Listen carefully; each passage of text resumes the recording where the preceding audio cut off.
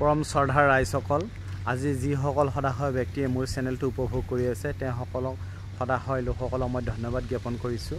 আজি মা খাম্পাহলা মা কামাখ্যা দেৱালয়ৰ গেৰুৱা জিলা ওদালগুৰি BTAD মই মন্দিৰ এটা দেখুৱাবলৈ কাৰণে আপোনালোকক আহিছোঁ। ইয়াত মই মন্দিৰটো দেখুৱাই আছোঁ আপোনালোকক। মন্দিৰটোৰ চৌহদটো দেখুৱাম আৰু মন্দিৰটোৰ বিশেষত্বখিনি ক'ম আৰু মন্দিৰটো কেতিয়া স্থাপিত হৈছিল সেইটোও জনাম মই।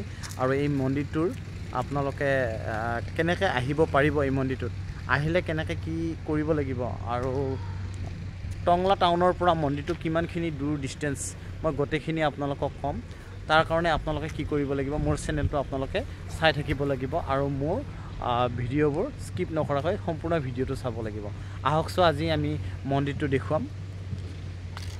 প্ৰথমতে মই শলাগ নল'লেও নহ'ব, এই মন্দিৰটোৰ ভূমিদাতাজনৰ নাম আমি নলোৱাকৈ থাকিব নোৱাৰোঁ।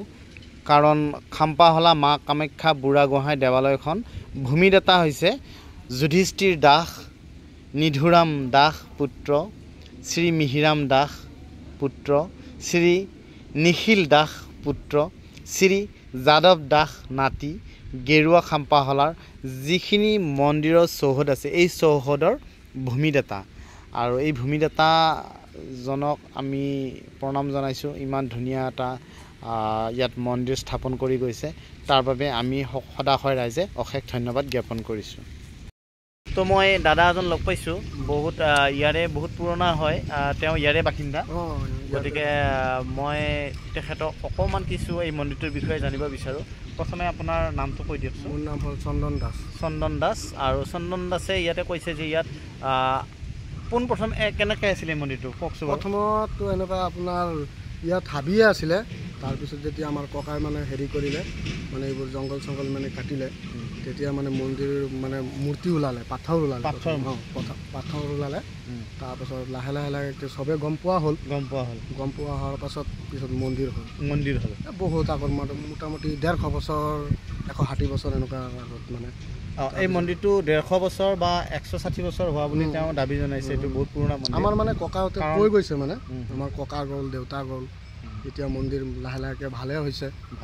চবে গম পাইছে, চৰকাৰে গম পাইছে, লোকেল মানুহে গম পাইছে, চবে মানে গম পাইছে আৰু ইয়াত জাগ্ৰত মন্দিৰ হয় বুলি মন্দিৰ।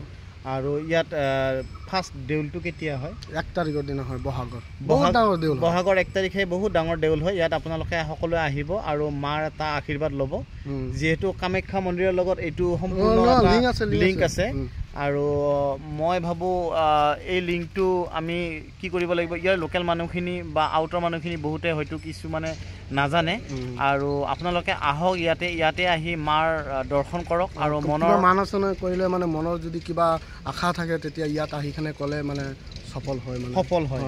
আৰু এটা এটা দৃঢ় বিশ্বাস, আৰু সকলো আমিতো বিশ্বাসৰ ওপৰতে জীয়াই থাকোঁ, বিশ্বাসৰ ওপৰতে জীয়াই থাকোঁ, সকলো মানুহ বিশ্বাসৰ ওপৰতে জীয়াই থাকোঁ। গতিকে এওঁ দাবী কৰিছে আৰু ময়ো দাবী কৰিছোঁ, কাৰণ ভগৱানক আমি সকলোৱে মানুহ, হিন্দু ধৰ্মৰ মানুহখিনি, আৰু ভগৱানৰ ওপৰতে চব ডিপেণ্ড কৰে আৰু সকলো তেওঁৰ ওপৰতে ইচ্ছা অনিচ্ছা তেওঁৰে ওপৰত নিৰ্ভৰ কৰোঁ। গতিকে এওঁ ঠিকে কথা কৈছে।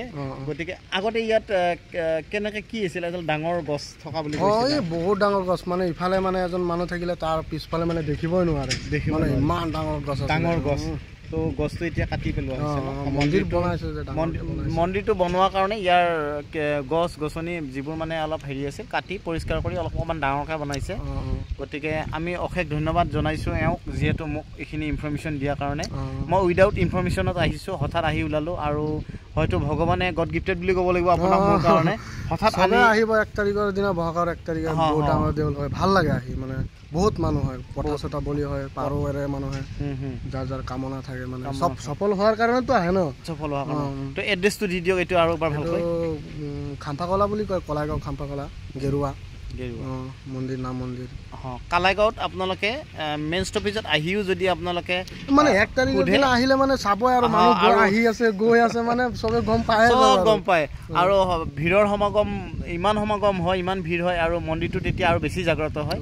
আৰু গতিকে আপোনালোকে 1 তাৰিখে, বহাগৰ 1 তাৰিখে আপোনালোকে আহিব। আৰু মই আপোনালোকক মন্দিৰটো চৌহদখিনি দেখুৱাম আৰু আশা কৰোঁ এই ভিডিঅ'টো আপোনালোকে যিসকল ব্যক্তিয়ে ইয়াক চাব আৰু চাই আপোনালোকে কি কৰিব এই মন্দিৰটোৰ কাৰণে আহিবৰ কাৰণে এবাৰ হ'লেও চেষ্টা কৰিব আৰু কাকোতো জোৰ কৰিব নোৱাৰি গতিকে মই আপোনালোকক ৰিকুৱেষ্ট কৰিছোঁ আৰু এনেহ'লেও যে 1 তাৰিখৰ দিনা বেছিভাগ মানুহ মানে ভিৰিয়ে থাকে বছৰত ফাৰ্ষ্ট দিনা দেউলত আহিলে বা ভগৱানৰ কিবা এটা মানে ভাল লাগে আৰু ভাল লাগে সবৰে ভাল হ'ব আৰু আশীৰ্বাদ পাব মাৰ আৰু আমি জানো যে আশীৰ্বাদ অবিহনে গুৰু অবিহনে আমাৰ একো নহয় গতিকে সো আপোনালোকে আহিব ইয়াত আহি এই মন্দিৰ দৰ্শন কৰক আৰু মই আপোনালোকক চৌহদটো গোটেইখিনি দেখুৱাম আৰু বাকী যিখিনি মই নজনা কথা আছে অকণমান জিজ্ঞাসা কৰি জানি মই আপোনালোকক এই ভিডিঅ'টোত গোটেইখিনি দেখুৱাম গতিকে ভিডিঅ'টো স্কিপ নকৰাকৈ চাই থাকিব থেংক ইউ ধন্যবাদ থাকিল আপোনালৈ ঠিক আছে সবৰে ধন্যবাদ ঠিক আছে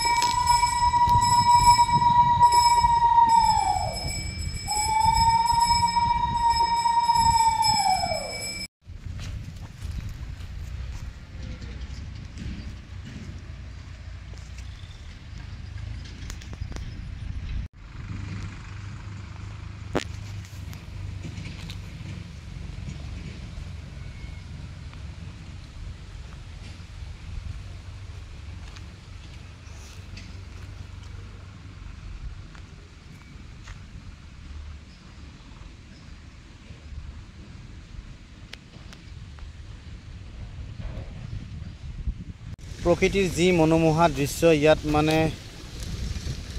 চিৰস্মৰণীয় হৈ আছে আপোনালোকে আহি ইয়াত খুবেই ভাল পাব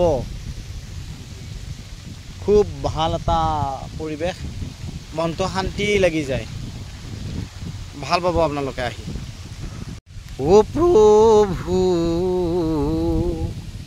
তুমি কৰুণাৰ সাগৰ দেখা দিয়া প্ৰভু তুমি নিজা ৰূপ ধৰি দেখা দিয়া প্ৰভু তুমি নিজা ৰূপ ধৰি কৰিছো মিনতি প্ৰভুই আমি মূৰ্খমতি কৰিছো মিনতি প্ৰভুই আমি মূৰ্খমতি ও নাৰায়ণ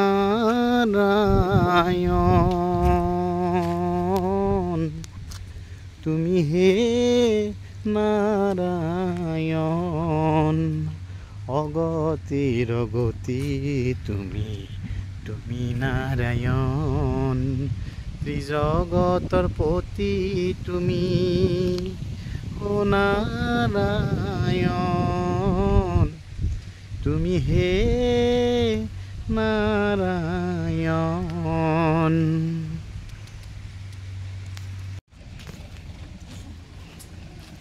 বাবু হাই হাই বলো হাই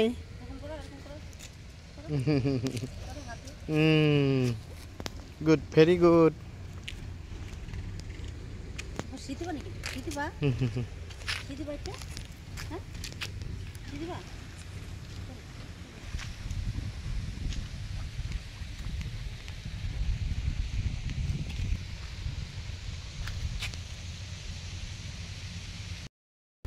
খাম্পাহলা মা কামাখ্যা দেৱালয় মন্দিৰটো উপভোগ কৰি আপোনালোকে কেনেকুৱা পালে জনাব আৰু মোৰ চেনেলটো স্কিপ নকৰাকৈ চাব আপোনালোকে আৰু আপোনালোকে ইয়ালৈ আহিবৰ কাৰণে চেষ্টা কৰিব। ধন্যবাদ থাকিল। আজিলৈ মই এৰিম, নেক্সট এটা ভিডিঅ' বনাম। মন্দিৰ দৰ্শনৰ ভিডিঅ' বনাই মই ভাল পাওঁ, আৰু আপোনালোকে ক'বচোন ভিডিঅ'বোৰ চাই আপোনালোকে কেনেকুৱা পালে।